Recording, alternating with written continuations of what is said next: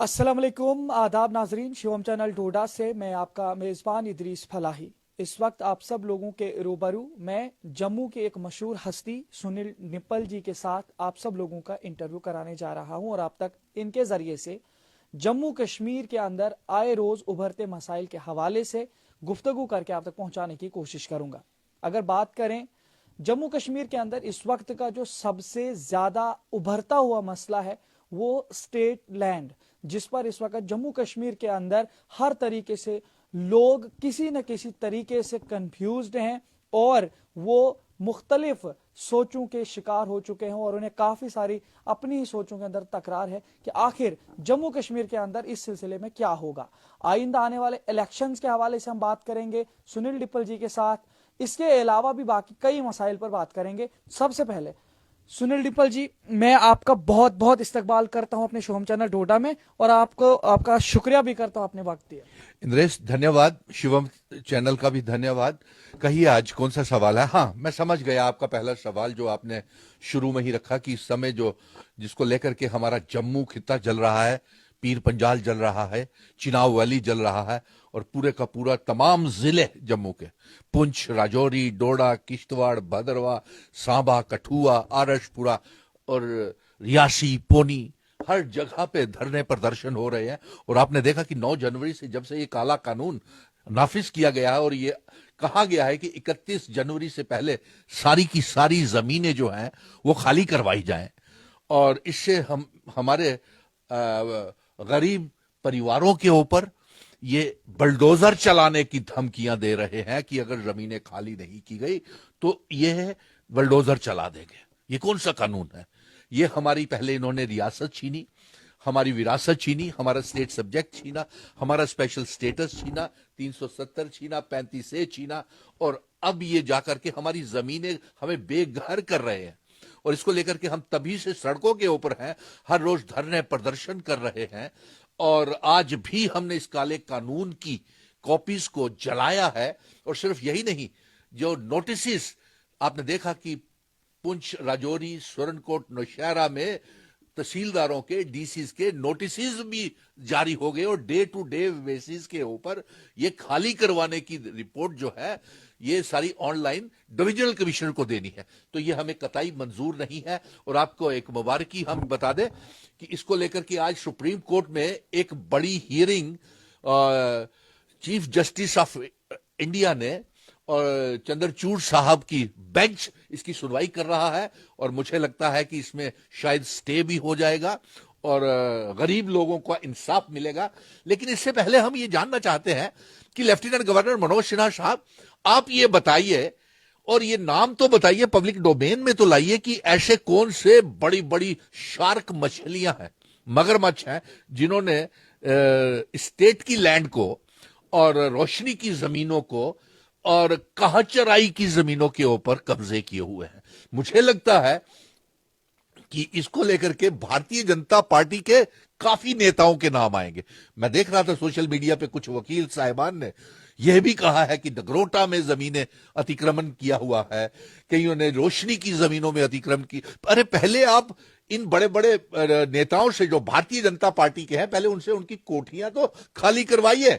जो state department की कोठियां तक तो आप खाली करवा नहीं पाए। और उसके बाद दूसरा, मैं इदरीस ये कहूंगा कि ये हमारी आपने, मैं इस बात को कहूंगा इस तरीके से, तू इधर उधर की बात ना कर, तू ये बता ये काफिला कैसे लूटा।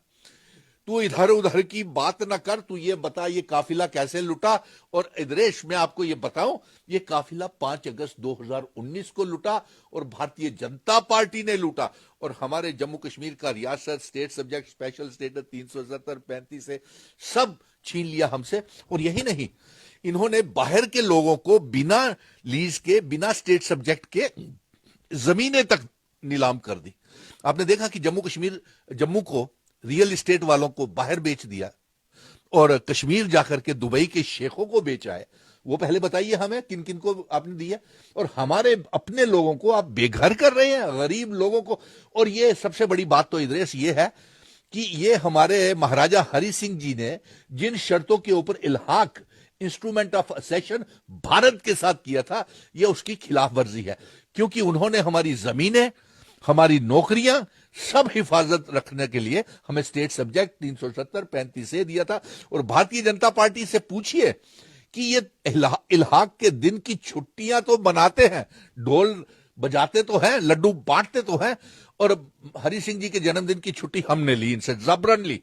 उनके बनाए हुए कानूनों की तो इन्होंने धज्जियां उड़ा दी इंद्रेश, स्टेट सब्जेक्ट छीन लिया। इल्हाक की शर्तों की खिलाफ वर्जी है ये, कि जो पुश्तानी जम्मू कश्मीर में 100 50 सालों से 70 सालों से जो लोग रह रहे थे, गरीब लोग, किसी ने 4 मरले, किसी के पास 3 मरले, या किसी के पास खोली की जगह है या कुछ, और यहां तक कि ये अवाम को तो भूखे मार रहे हैं, साथ में मवेशियों को, काचराई की जमीन है। अरे भाई साहब, एलजी साहब, ये हमारे जानवर मवेशी खाएंगे कहां से? क्या ये आप हमें बताइए कि ये कहां से खाएंगे? आप तो उनको भी भूखा मारना शुरू हो दिया। तो ये बड़ी तनाव का विषय है, लेकिन मुझे लगता है कि सुप्रीम कोर्ट ने इसकी सुनवाई शुरू की, और मैं सुप्रीम कोर्ट से ये कहूंगा कि इसके साथ साथ, अब जमीनों के साथ साथ, जो डिलिमिटेशन की रिपोर्ट है जिसकी सुनवाई कोर्ट में चल रही है, और जिसको 370-35 के लिए भी 5 जजेस का बेंच बनने वाला है, तो उन बेंच की गठन किया जाए और इसकी सुनवाई 370-35 की सुनवाई, और साथ में डिलिमिटेशन कमीशन की रिपोर्ट की सुनवाई भी शुरू की जाए। और मैं ये, आज आपको मालूम है कि चुनाव आयोग, इन्होंने बड़े गुब्बारे फुलाए हुए हैं कि असेंबली के चुनाव हम इंद्रेश करवाएंगे और जम्मू कश्मीर में। तो मैं हकीकत बताऊं, ये जो दावे कर रहे हैं ना भारतीय जनता पार्टी वाले कि ये अप्रैल मई में जम्मू कश्मीर में चुनाव करवाने जा रहे हैं, तो आपने चुनावों की बात भी की है, आपका दूसरा सवाल का जवाब दे रहा हूं। तो ये जम्मू कश्मीर में चुनाव नहीं करवाएंगे, और हकीकत ये बात है कि जम्मू कश्मीर जो है भारतीय जनता पार्टी के लिए एक तुरुफ का इक्का है, यानी कि एक ट्रंप कार्ड है, कह लीजिए, हुक्म का यक्का है। मैं हुक्म का यक्का नहीं कहूंगा, ये जम्मू कश्मीर हुकूमत का यक्का है, क्योंकि जम्मू कश्मीर को ये तमाम रियासतों में चुनाव के समय 370-35 से जम्मू कश्मीर के आतंकवाद, अलगाववाद को बेचते हैं, इसके ऊपर चुनाव लड़ते हैं, चुनावी मुद्दे बनाते हैं, तो इसलिए ये जम्मू कश्मीर इनके लिए हुकूमत का इक्का है, मैं कहूंगा। एक बात आपने कही कि ये इलेक्शंस अप्रैल मई में नहीं करवाएंगे क्योंकि अंदरूनी तौर पर ये बात चल रही है।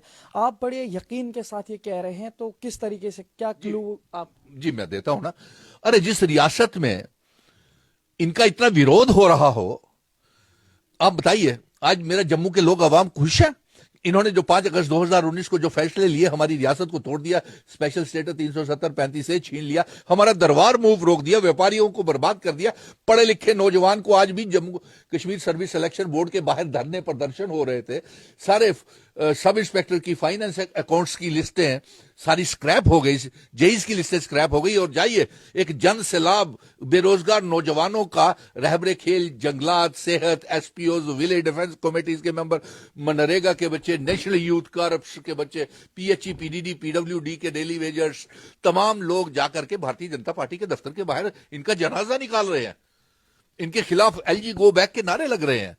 और आप हकीकत देखिए कि इनके बड़े बड़े नेता इन बच्चों को गुमराह करने के लिए 5-5 मेंबरी कमेटीज बना देते हैं, और फिर कहते हैं जी हम दिल्ली में जाकर के बात करेंगे। दिल्ली से इनको फटकार पड़ी है, ये जो गए थे, जो इनके साबका डिप्टी चीफ मिनिस्टर या प्रदेश अध्यक्ष या अमित शाह जी ने कहा जाइए आप वापिस जाकर के एलजी और चीफ सेक्रेटरी से बात कीजिए, तो यही तो फटकार होती है कि जाइए।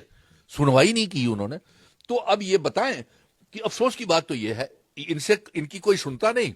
और अमित शाह जी जम्मू के दौरे के ऊपर आए थे लोहड़ी वाले दिन, तो उसके ऊपर वजूहात जो थी, वो हमने डांगरी में जो टारगेटेड किलिंग हुई, सिलेक्टिव किलिंग हुई, तो उसके ऊपर हमने कह रहे थे कि ना तो अमित शाह जी का कोई मजम्मती पैगाम आया है, और ना ही नरेंद्र मोदी जी का, प्रधानमंत्री जी का कोई मजम्मती पैगाम आया है, और ना ही कोई ट्वीट आया है। तो आप बताइए कि ये जम्मू में जो टारगेट किलिंग्स हो रही हैं, कश्मीर में मुस्लिम भाई बहन मर रहे हैं, कश्मीरी पंडित मर रहे हैं, सिख भाई बहनों को स्कूलों में घुस घुस के मारा जा रहा है, सारे कश्मीरी मुलाजिम पंडित जम्मू आ गए हैं, रिजर्व कैटेगरी के मुलाजिम जम्मू आ गए हैं। तो ये हमारी गुहार अमित शाह जी तक पहुंची, और अमित शाह जी जम्मू के दौरे के ऊपर आए डांगरी जाने के लिए। लेकिन चलिए, उन्होंने सिर्फ 5 मिनट की इंद्रेश प्रेस कॉन्फ्रेंस की, लेकिन उनको अब तो हाई लेवल मीटिंग ली उन्होंने राजभवन में, ठीक है।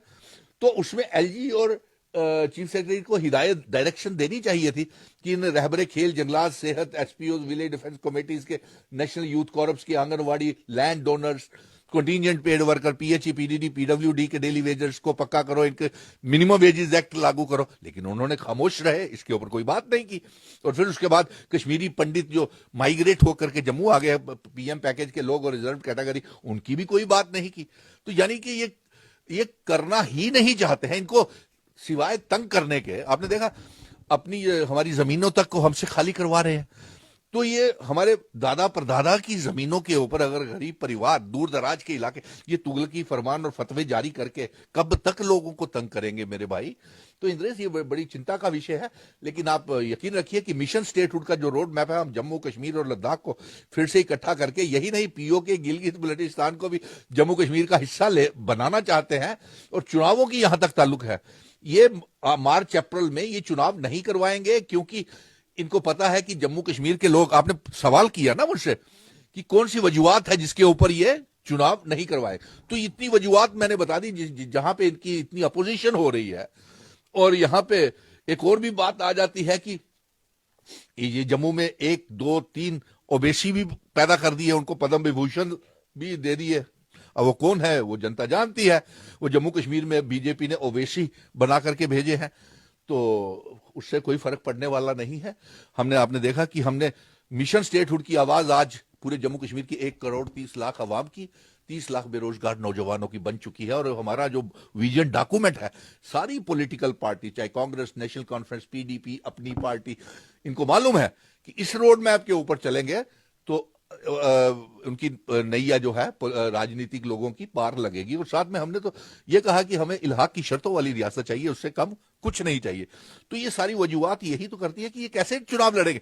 क्योंकि अगर जम्मू कश्मीर में ये हार जाते हैं तो बाकी रियासतों में क्या दिखाएंगे। इसलिए ये जम्मू कश्मीर एक हुकूमत का इक्का है और इसे ये कभी यहां पे चुनाव नहीं करवाएंगे। और मुझे लगता है कि 24 तो क्या 25 में भी अगर करवा दे तो बड़ी खुशामदी इनकी शुक्रिया अदा करेंगे, क्योंकि इस लोग। लेकिन उससे पहले हमने ये चुनाव आयोग को भी कहा है कि उसने मीटिंग ले रहा है, और चुनाव आयोग तब तक जम्मू कश्मीर में चुनाव का ऐलान नहीं, वैसे तो होने नहीं है, लेकिन तब तक जम्मू कश्मीर का चुनाव की घोषणा नहीं करे जब तक कि हमारे डीलिमिटेशन की रिपोर्ट का केस सुप्रीम कोर्ट में चल रहा है। जब तक उसका रिपोर्ट नहीं आ जाती, फैसला नहीं आ जाता, और साथ में 370, 35 है, और जो रियासत को तोड़ने की सुनवाई सुप्रीम कोर्ट में चल रही है, जब तक उसका फैसला नहीं आ जाता, जम्मू कश्मीर में चुनाव नहीं होने चाहिए। पहले रियासत, फिर उसके बाद सियासत होनी चाहिए। ये हमारा सीधा सीधा पैगाम है। अगर देखा जाए जम्मू कश्मीर के अंदर एक तरफ से जम्मू और कश्मीर के लोग तो चूंकि स्टेटहुड के हवाले से बात तो करते हैं, अब लद्दाख के लोग भी इसमें शामिल हो रहे हैं, इस पे आप क्या कहेंगे? कल ही मैं उन लद्दाख के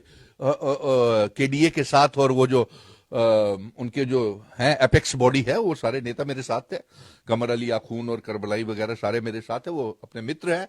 और अब देखने वाली बात है ये है कि अब जम्मू भी, कश्मीर और लद्दाख रियासत का दर्जा मांग रहा है, स्पेशल स्टेटस 370, 35 से मांग रहा है, स्टेट सब्जेक्ट मांग रहा है।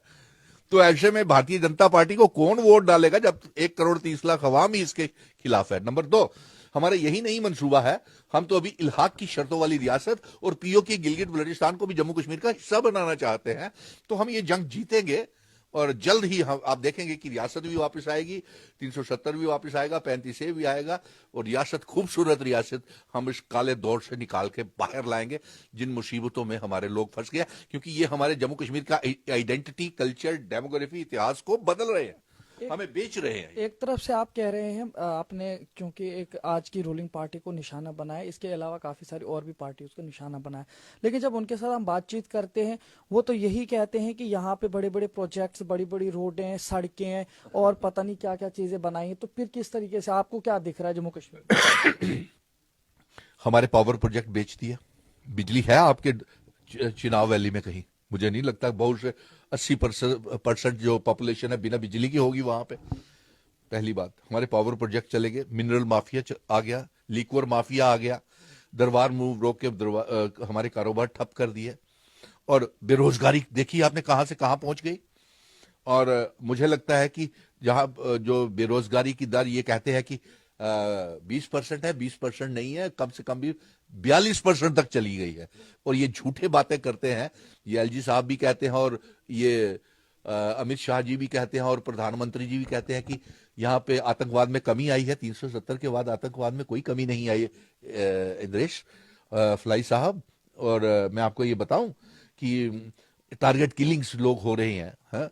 बेरोजगारी इतनी बढ़ गई है कि एक जन सैलाब सा आया हुआ है। ये तो झूठ बोल के लोगों को बता रहे थे कि 1,73,000 नौजवानों को नौकरियां दी हैं। मुझे बताइए आपके कितने लोगों को वहां नौकरियां मिली हैं, चिनाब वैली में या पीर पंजाल में या कश्मीर के? मुझे तो हर रोज बेरोजगार नौजवानों के सुबह से लेकर शाम तक टेलीफोन कॉल्स आती रहती है कि साहब हमारे कुछ करो, हमें कहीं हमारी लिस्ट स्क्रैप हो गई, हम यहाँ नेशनल यूथ कार्स के बच्चों के रहबरे खेल सारे, हम बीजेपी के दफ्तर बैठे हैं, जरा यहाँ पे आइए। मैंने कहा आपको मालूम नहीं है, आप इस्तेमाल हो रहे हो, आपके ऊपर आके ये बयानबाजी करते हैं, आपको गुमराह करते हैं। तो इसके साथ साथ 1,73,000 इन्होंने झूठ बोला कि नौकरियां दी, और साथ में ये भी कहा कि 21,640 हमने इंडस्ट्रीज लगा दी। आपको कोई इंडस्ट्री नजर आती है? मुझे तो नहीं नजर आ रही। मैं आपसे ये भी पूछने की कोशिश करूंगा, एक तरफ से अगर देखा जाए जम्मू कश्मीर के अंदर जो आप सारे ये मसाइल गिन रहे हैं, और दूसरी तरफ से जो अभी ये स्टेट लैंड का इशू आया, ये सारी चीजें, और फिर इसमें एक बात ये भी हो गई कि अगर देखा जाए पहले 3 महीने की डेडलाइन दी गई, अचानक से इसको 31 जनवरी तक लाया गया। इन तमाम चीजों को आप किस तरह से देखते जी, ये बाहर के लोगों को जम्मू कश्मीर में ला करके सेटल करना चाहते हैं, क्योंकि इन्होंने हमारा रियासती बाशिंदा छीन लिया हमसे, पहचान पत्र। और ये बाहर के लोगों को, ये पहले 25 लाख वोटरों को जम्मू में लाना चाहते थे, हमने उसकी इनकी साजिश को नाकामयाब कर दिया। अब ये किसी ना किसी तरीके से जम्मू कश्मीर में बाहर के लोगों को लाना चाहते हैं, इसीलिए तो इनसे जमीनें खाली करवा रहे हैं। और यही वजूहत है, और तो क्या वजूहत होगी? तो इसलिए इसके ऊपर भी हम इंशाल्लाह जीतेंगे जंग, और ऐसा नहीं होने देंगे, क्योंकि ये हमारे महाराजा हरि सिंह जी की रियासत का, डोगरा रियासत, हिंदू मुस्लिम सिख ईसाई गुज्जर बकरवाल चिनाब वैली पीर पंजाल की के लोगों की रियासत है। ये किसी एक मजहब की रियासत नहीं है, ये सभी की बराबर रियासत है। और ये इल्हाक की शर्तों की खिलाफ वर्जी है। और हम ये रोशनी लैंड हो या स्टेट लैंड हो या काहचराई की जमीनें हैं, ये काले कानून को इनको वापस लेना पड़ेगा। तो इसके लिए जंग जारी रहेगी। मैं आपसे एक मैसेज लोगों तक पहुंचाने की कोशिश करूँ। इकट्ठे रहिए। जम्मू कश्मीर में अगर हालात को ठीक करना है और सभी तमाम मसलों का हल चाहते हैं, तो उन शर्तों के वाली रियासत मांगिए जिन शर्तों के ऊपर हमारे महाराजा हरि सिंह जी भारत के साथ जम्मू कश्मीर का इल्हाक शर्तों के साथ करके गए थे। वही शर्तें हमारे जमीनों की, हमारे नौजवानों की नौकरियां और सभी की जो अधिकार है उसकी हिफाजत कर सकते हैं। और इसलिए 370 स्टेट सब्जेक्ट की वापसी को लेकर के और 5 अगस्त के जो गलत अनकॉन्स्टिट्यूशनल फैसले हैं उनको वापस करवाने के लिए एक साथ इकट्ठे हो जाए, ताकि हम ये जंग जीत सके। बहुत शुक्रिया वक्त देने के लिए। तो नाज़रीन, आपने देखा सुनील डिंपल जी हमारे साथ एक्सक्लूसिव इंटरव्यू में बात कर रहे थे। काफी सारे मसाइल पर हमने इनके साथ बातचीत किया। उम्मीद यही करते हैं कि जम्मू कश्मीर के अंदर उभरते मसाइल के हवाले से आप तक काफी सारी मालूमात पहुंच चुकी होगी। देखते रहिए शुभम चैनल डोडा। अपने मेजबान इदरीस फलाई को दीजिए इजाजत। मजीद पेश